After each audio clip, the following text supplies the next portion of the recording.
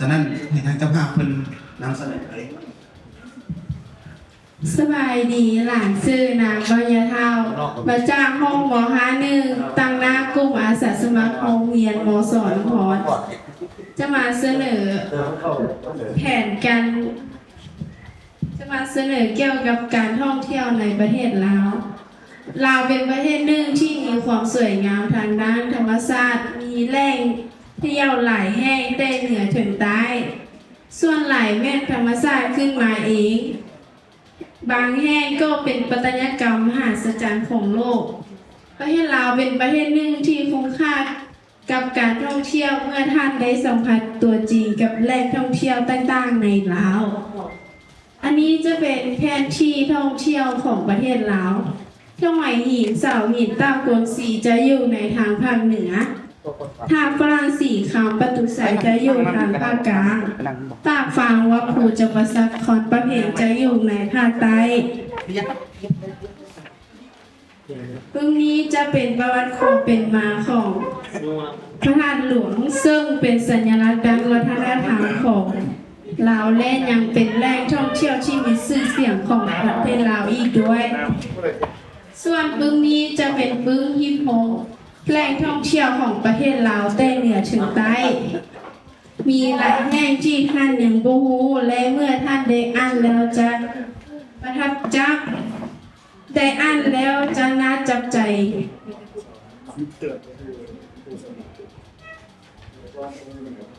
เข้าให้หินเสียงขวางเป็นสิ่งมหัศจรรย์ของโลกบ่ไปบ่ฮู้แต่สามารถอ่านได้ในปึ้งเล่มนี้และฮู้และเข้าใจได้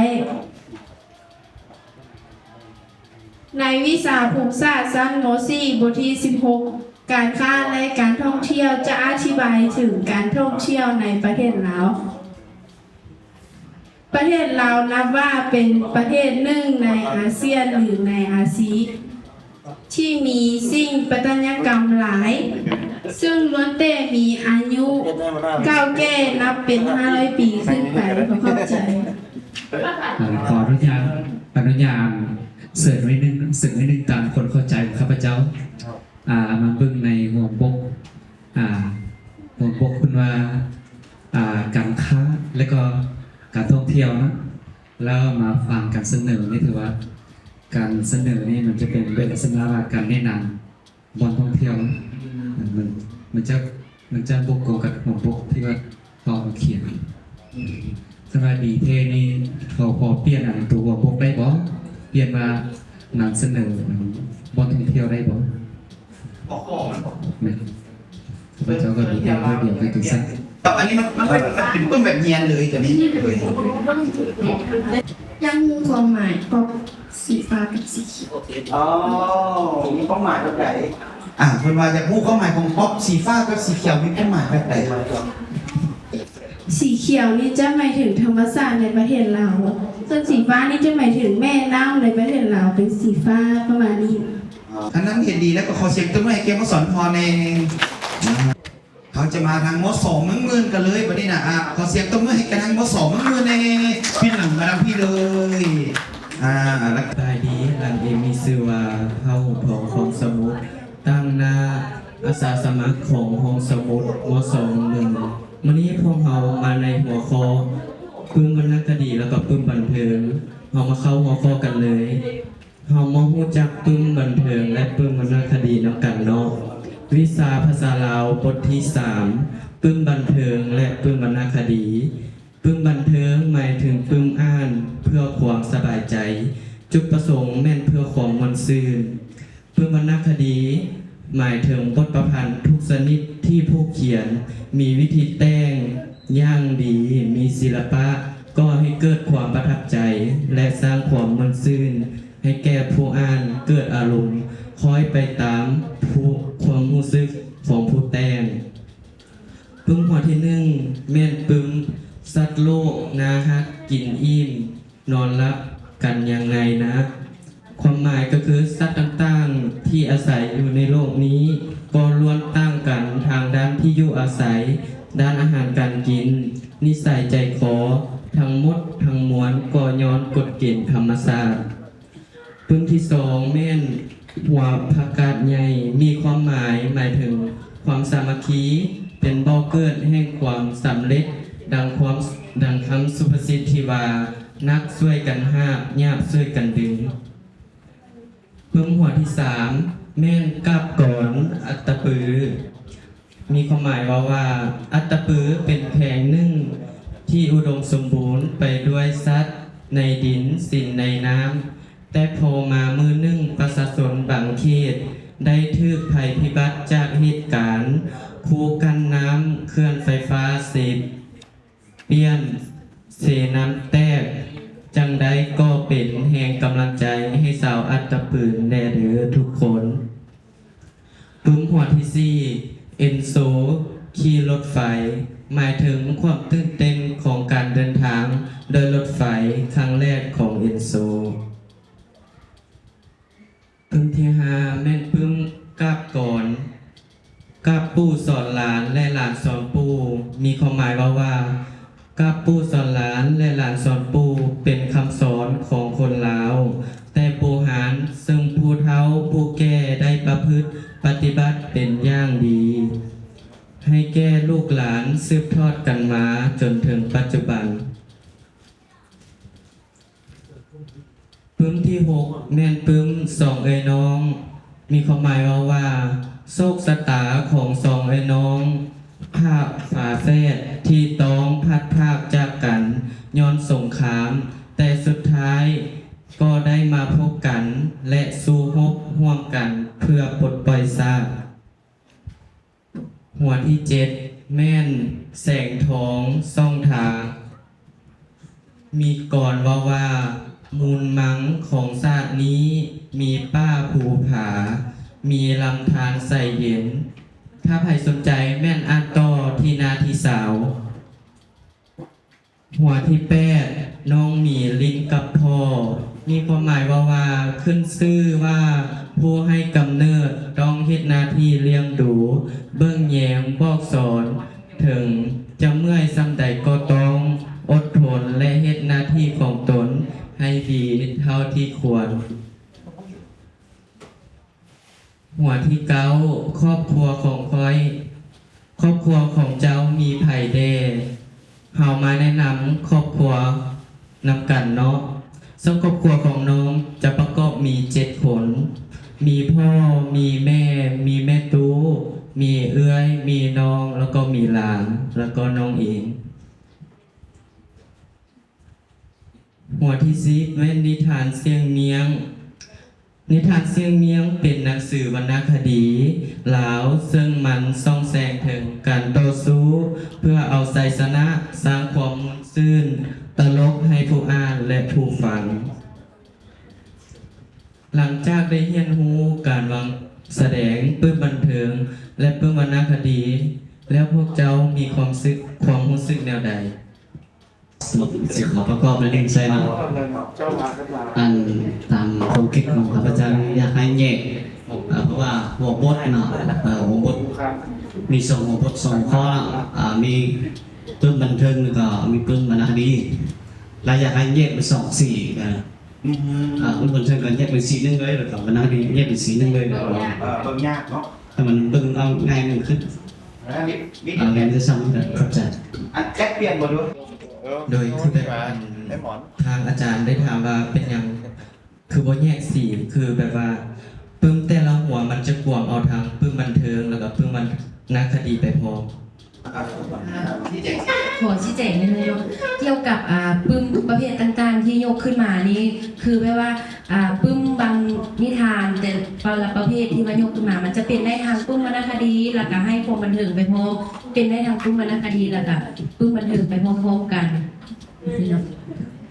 ฉะนั้นเราจึงรู้ได้แยกสิว่าอันนี้เป็นประเภทนั้นอันนี้เป็นประเภทนี้เนาะอันนี้ประเภทบันเทิงแล้วปึ้มวรรณคดีเพราะว่าความรวมคือแม่เราเอามาให้มันสอดคล้องกันเกี่ยวพันกันหมดเลยเนาะตกใจวรรณคดีเป็นหัวไหนนะเนาะก็เลยว่าเวลาเข้าไปปุ๊บเขาก็สิเบิ่งยากคุณบ่ไม่พอละขออนุญาตเนาะขออนุญาตชี้แจงสำหรับปึ้มที่เฮานำมาใส่เนาะมาวางแสดง จะเป็นปึมบันเทิงเนาะสามารถเป็นทั้งปึมบันเทิงแล้วก็สามารถเป็นทั้งปึมวรรณคดีได้ฉะนั้นเฮาจึงบ่แยกป๊อกแล้วก็เฮาจะบ่ได้จำแนกว่าปึมวรรณคดีอยู่โซนนี่แล้วก็ปึมบันเทิงอยู่โซนนี่สินะเนาะเพราะว่าปึมทุกหัว10หัวนี่มันสามารถเป็นทั้งปึมบันเทิงได้แล้วก็เป็นทั้งปึมวรรณคดีได้เนาะก็ขอบใจ คันจะก็เอาตามกันก่อนเนาะเพราะว่ามันสิกินเวลาของกลุ่มอื่นเนาะ เอาคันบ่มีอย่างแล้วก็ขอเสียงตบมือให้แกจากโรงเรียนมสมึงเลยเฮานะผ่านไปละ2โรงเรียนวันนี้ต่อไปเฮามาเบิ่งโรงเรียนที่3กันเลยเว้ยขอเสียงตบมือให้ทางมสน้ำเพิ่นแน่ ก่อนอื่นเนาะก็ต้องสบายดีบรรดาแขกบรรดาทานทุกคนนั่นเองมีชื่อว่านางนิสาปัจจุบันเรียนอยู่หอ61ต่างนะจากอาสาสมัครของ250มสน้ำเพิ่นมื้อนี้เราจะมาเรียนรู้เกี่ยวกับคุณประโยชน์และผลเสียหายของน้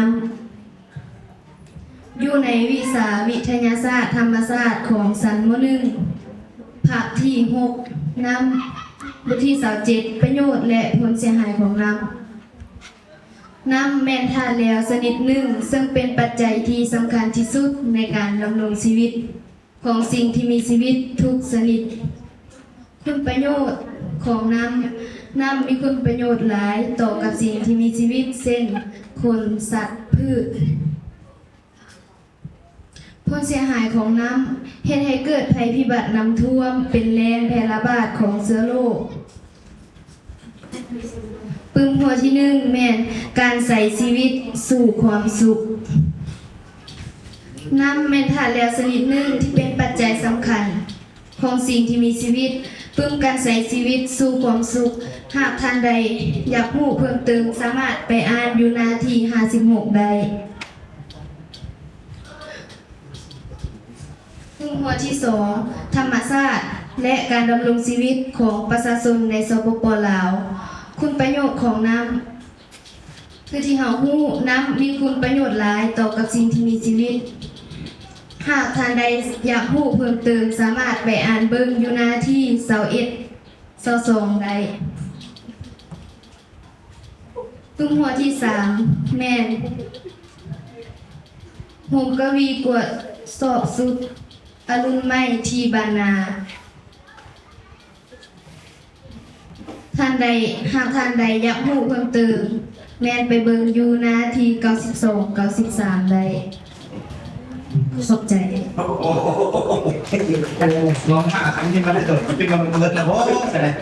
อยากถามว่าพญาติที่มาตามแหล่งน้ำนะคะสามารถไปอ่านทุกหัวใดๆเพราะว่าได้ยินว่ามีพญาติมาตามแหล่งน้ำแดงเนาะอันนี้เป็นคำถาม แนะนำปึ้มให้แน่ ปึ้มวิทยาศาสตร์ธรรมศาสตร์ชั้นม.1 โดยบทที่เท่าไหร่นะ บทที่27 สำหรับอันปึ้มธรรมศาสตร์นี่เนาะแม่นอันเอาตามปึ้มนี่เลยปึ้มตัวอื่นเราบ่ได้ประกอบใส่สามารถอันเบิ่งนำอัน YouTube ได้ครับสามารถอันค้นหาผลเสียหายของน้ำได้ก็มีเนาะ อยากสิถามว่าผู้หญิงเป็นอย่างจึงใส่ผู้หญิง2คนอยู่ในอันนั้นก็เป็นอย่างจึงเป็นผู้หญิงใส่ชุดโมงกับผู้หญิงจับดอกไม้ หมายอะไรลองนะคำถามดีเอาไปอย่างมีผู้หญิง2คนนี่ก็ใส่ชุดโม่คนนึง นี่แม่นเฮาเต็มติดใส่เพื่อประดับประดาสุด ประดับประดาซื้อเวลาได้2โมง เกี่ยวกับคำถามกี้มันถามว่าพยาธิของน้ำมันเราสามารถซ่อมในพื้นได้บอกแต่นี้สาวบัตรกินนี่เราจะบอกสามารถซ่อมเป็นพึ่งได้เนาะแต่ว่าอันนี้เราสามารถไปค้นจากวารสารหรือว่าไปเบิ้งวินัยเขาสั่งโดยอยู่ในวิถีอย่างตั้งเพราะว่าเราจะการไปได้รับรู้ว่าพึ่งหัวนี้ว่าพวกพยาธิประเภทนี้พยาธิที่เขาถึงนั้นน้ำ อยากแลกเปลี่ยนบทเรียนน้อยหนึงค่ะว่าเหมาะสมก็เอาไปนำใส่ให้มันดีขึ้นตึ้งก็ได้เนาะ อยู่ในนี้นอกจากปึ่มที่เป็นปึ่มแบบเฮียนแล้วเฮาอยากให้สอบปึ่มที่มันเป็นนิทานเสริมเข้าไปนำเส้นว่าเรื่องผีป้ากับน้ำเปื้อนเนาะเนื้อในของเรื่องก็คือกินน้ำเปื้อนเราเป็นพญาจะเฮ็ดให้เจ็บท้องบ่เป็นจังซี่หั่นนะมันจึงจะแม่นพญาที่มาจากแม่น้ำเปื้อนขอบใจ ก่อนอื่นมันก็ขอเสียงตบมือให้แกทั้งมสสุดท้ายทางในนอกสวรรค์วัง สบายดีทุกคนน้องมีชื่อว่าหนังน้ำพริกและหนังแปนมาจากโรงเรียนมสบ้านวังห้องฮักอ่าน353วันนี้พวกน้องจะมานำเสนอหัวข้อวิชาเรียนที่มีหัวข้อว่าแหล่งท่องเที่ยวที่สำคัญและสวยงามของเราซึ่งในนี้จะเป็นวิชาภูมิศาสตร์ชั้นม .4 บทที่16การค้าและการท่องเที่ยวการท่องเที่ยวอยู่สปป.ลาวเราได้แยกออกเป็น3ประเภทคือการท่องเที่ยวทางธรรมชาติการท่องเที่ยวทางวัฒนธรรมและการท่องเที่ยวทางประวัติศาสตร์แหล่งท่องเที่ยวในลาวทั้งหมดที่ได้ขึ้นเป็นบัญชีแล้วมี989แห่งคือแหล่งท่องเที่ยวทางธรรมชาติ570แห่งแหล่งท่องเที่ยวทางวัฒนธรรม250แห่งและแหล่งท่องเที่ยวทางประวัติศาสตร์162แห่งและมีแหล่งท่องเที่ยวที่เป็นมรดกโลก3แห่งคือเมืองหลวงพระบางวัดภูจำปาสักและทุ่งไฮหินแขวงเสียงขวาง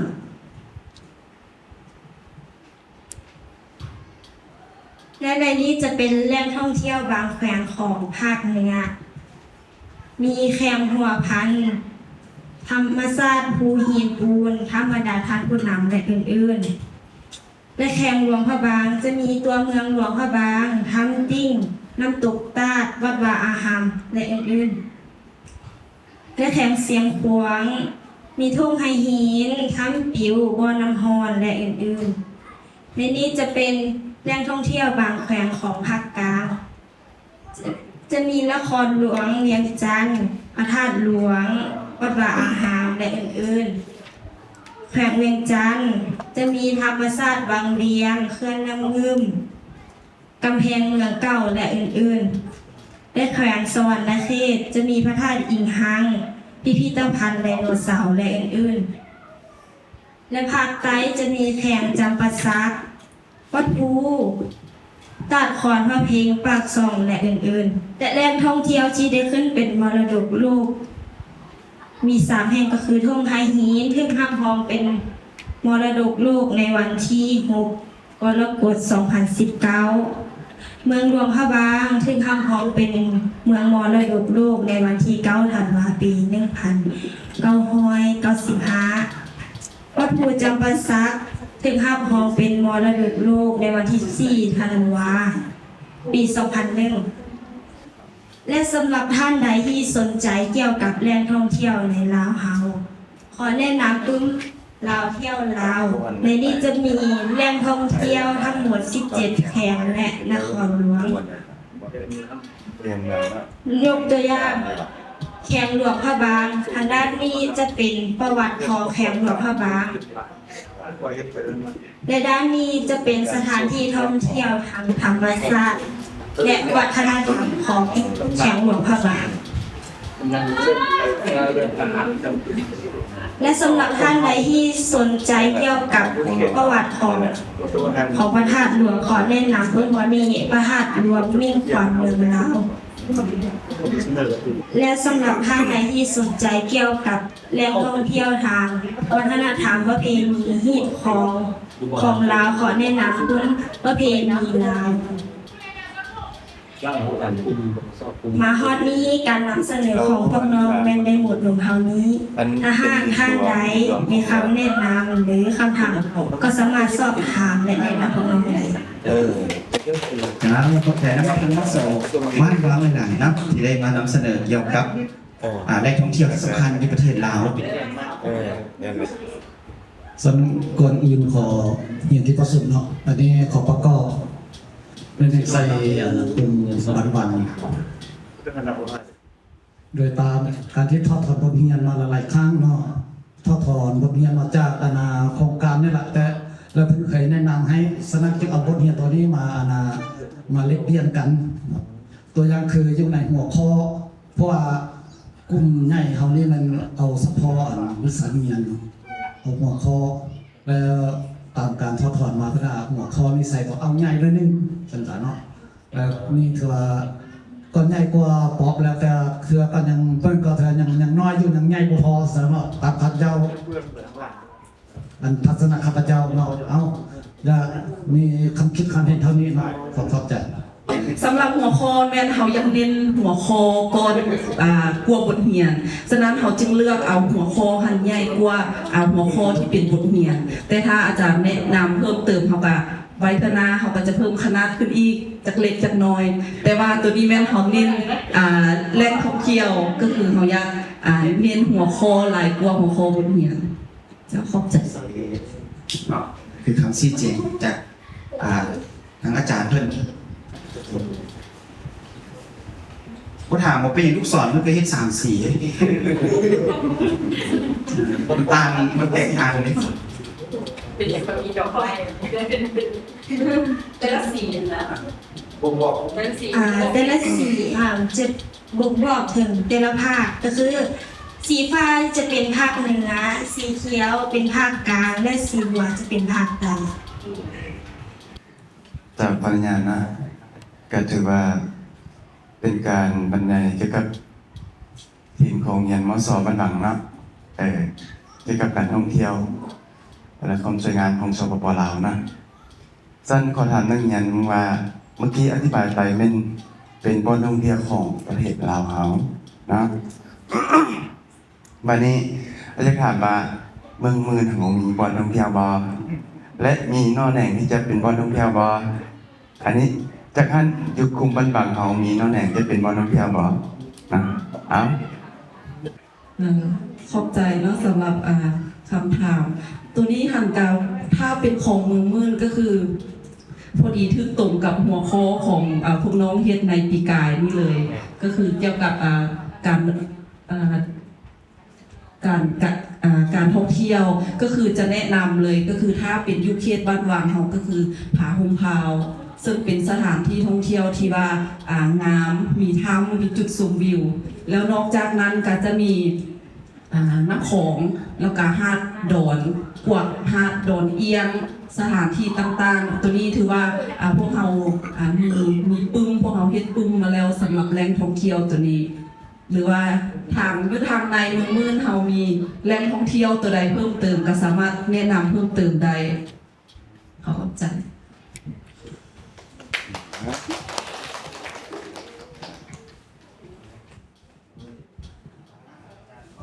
สั้นมาเทมแล้วก็อยากประกอบเซอันเรื่องของบันบังนี้ให้มันอุดมสมบูรณ์นะสั้นอันนี้ก็เห็นดีที่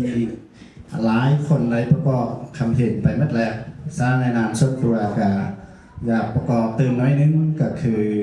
หัวข้อในบรรดาวิชาภูมิศาสตร์สั้นหมู่ซี่เนาะแต่เวลาอธิบายนี่คือว่าเราอยากเล่าไปเรื่องประวัติศาสตร์หลายแล้วก็ว่าเรื่องการท่องเที่ยวหลายแล้วมันอยากให้อธิบายหรือว่าแนะนำเรื่องภูมิสันฐานเพราะว่าวิชาภูมิศาสตร์นี่นักของมันเล่าเรื่องภูมิสันฐานเนาะแล้วก็เขาจะไปห้องแหล่งท่องเที่ยวมันก็บ่ง่าย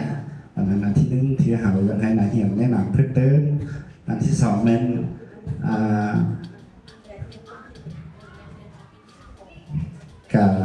กับมิเตอร์นั่นเลยเนาะอันที่เขาอยากให้แนะนำเติมก็คือเรื่องภูมิสันฐานมันจะเกี่ยวข้องกับวิชาภูมิศาสตร์หลายแล้วมาเว้ามาเบิ่งแล้วเพิ่นจะแนะนำมันจะเข้ากับประวัติศาสตร์หลายกว่าสมัยนั้นอันนี้มันอยากจำเลยนะสำหรับที่หัวข้อที่ยกมาส่วนใหญ่จะเป็นเกี่ยวกับแหล่งท่องเที่ยวในที่ของเขาจะเป็นแหล่งท่องการค้าและแหล่งท่องเที่ยวที่เขายกมานี้จะเป็นเกี่ยวกับแหล่งท่องเที่ยวส่วนใหญ่เพราะว่าเขายกเฉพาะข้อของบทที่16ก็คือข้อ2เกี่ยวกับแหล่งท่องเที่ยวยกแต่เฉพาะตัวนี้เขามาเว้าเจ้าเพราะว่าอยู่ในภูมิศาสตร์นี่มันมีหลายๆบทหนึ่งในนั้นก็มีแหล่งท่องเที่ยวแต่ว่าเพิ่นยกแต่เฉพาะแหล่งท่องเที่ยวเท่านั้นว่าซั่นเนาะ คันว่าเห็นดีเป็นเอกภาพกันแล้วก็ขอเสียงตุ้มเมื่อให้แกมสบ้านอีกครั้งหนึ่ง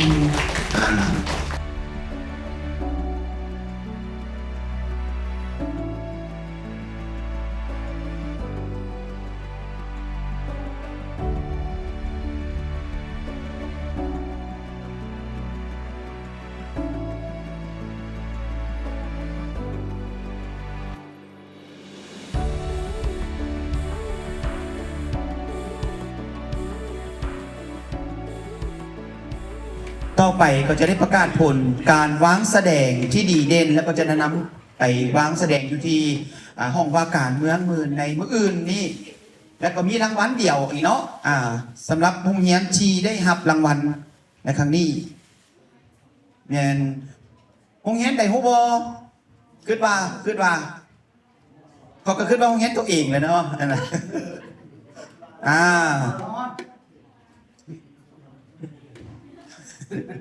และรางวัลที่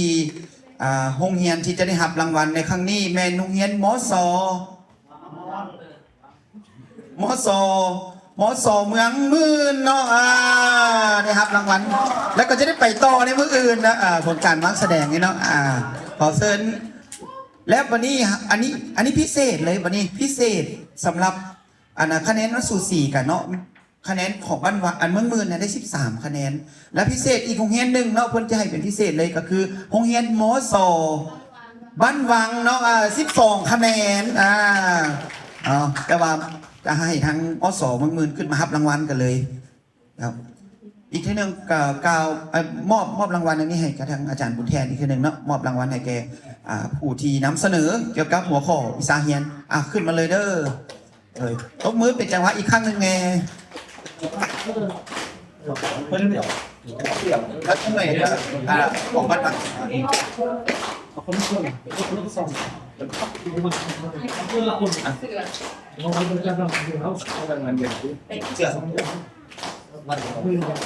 เกี่ยวได้เดียวให้จำแทน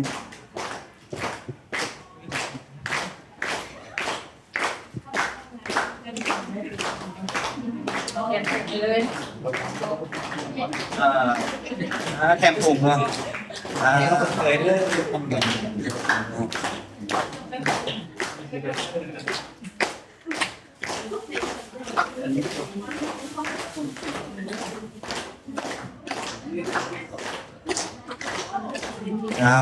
อาจารย์ยุติโตตอนมอบรางวัลชมเชยให้แก่ทางมสบ้านวางอีกคนหนึ่งผู้ที่นำเสนอหัวข้อวิชาเรียนมื้อเช้านี่นางน้ำพริกบอกน้ำพริกหวานอันนี้ก็เป็นรางวัลชมเชยพิเศษผู้เดี่ยวสองเนาะสองแก้มนะบอกได้รางวัลแบบงงๆคล้ายๆกับสมรสเดี๋ยวเลย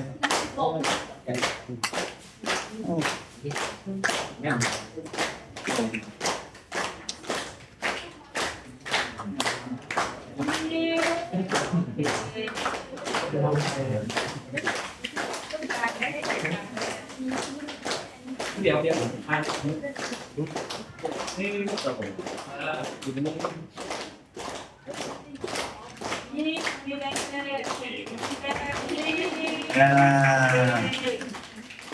เจ้าขอขอบใจน้ำทั้งอาจารย์บุญแทนอีกครั้งหนึ่งชีมอบรางวัลให้แกทั้ง2โรงเรียนเนาะมสบ้านวังกับมสเมืองมื่น